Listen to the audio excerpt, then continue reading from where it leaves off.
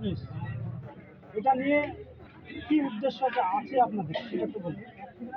দেখুন, আমরা মূলত 4টে দফা নিয়ে আমরা অধিকার সমাবেশ করছিলাম, যেটা আমরা শুধুমাত্র শহর কেন্দ্রিক এই সমাবেশটা না রেখে আমরা গ্রামগঞ্জে সাধারণ মানুষকে সচেতনতা করার জন্যই আজকে আমরা এই অধিকার সমাবেশটাকে রাজ্য স্তর থেকে কলকাতা থেকে আজ প্রত্যেকটা গ্রামে, প্রথমে ব্লকে, তারপর অঞ্চলে, আজকে গ্রামে এসে উপস্থিত হয়েছে।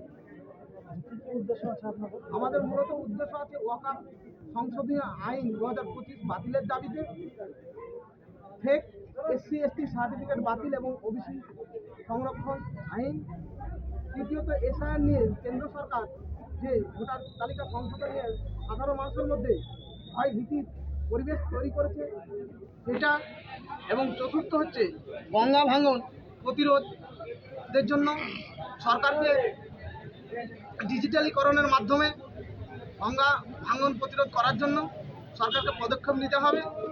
পঞ্চম হচ্ছে ভিন্ন রাজ্যে বাঙালি শ্রমিকরা বাংলা ভাষায় কথা বলার জন্য যে অত্যাচারিত হচ্ছে, সেই অত্যাচারটা বন্ধ করতে হবে ইমিডিয়েট। এই 5টা দফা নিয়ে আজকের ওই অধিকার সমাবেশ। আচ্ছা, আপনার নাম? আমার নাম অলিউল ইসলাম, মুর্শিদাবাদ জেলা।